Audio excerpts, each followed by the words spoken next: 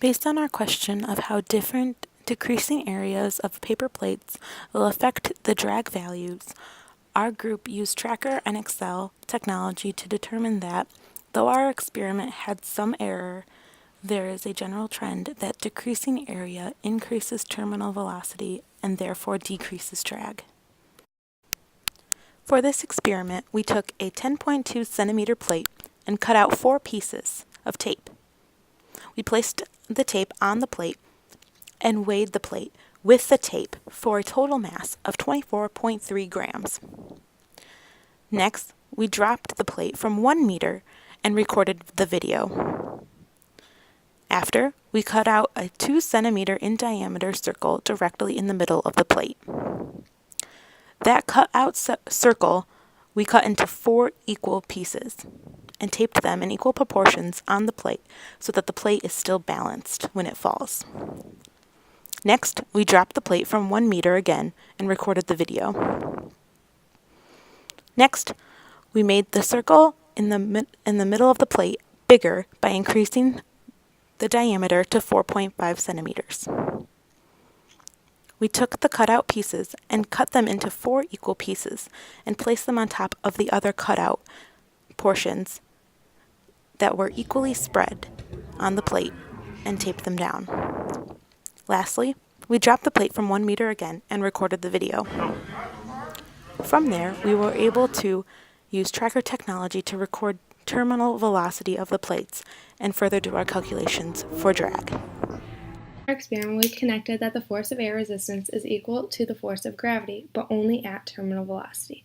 Before terminal velocity, there's a net force accelerating the plate to the terminal velocity in the negative direction due to Newton's second law. Once at terminal velocity, the plate is traveling at a constant speed until contact is made with the ground.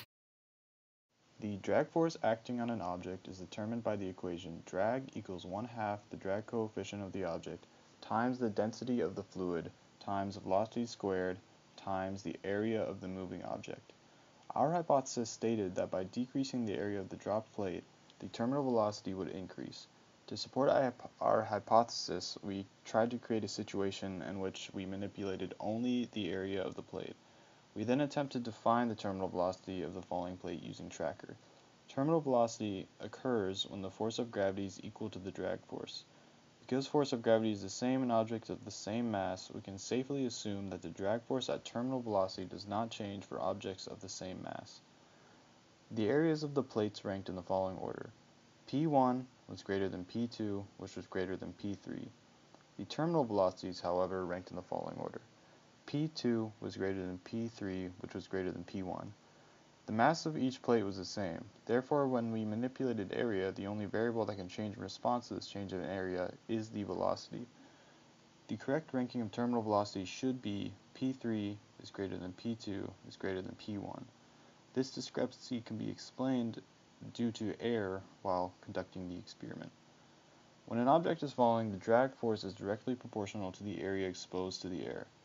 When we dropped the plates, however, they did not have a consistent area. This is because the plates rotated in the air while falling, changing the area of the plates, therefore changing the drag force acting on them. Another error that was noticed after the experiment is that it was assumed that the drag coefficients would be the same for each trial, even though the shape was changed from a solid plate to a plate with a hole in the middle. The change in shape, in this case, likely changed the drag coefficient, and tests would be needed to be conducted to determine the new drag coefficients.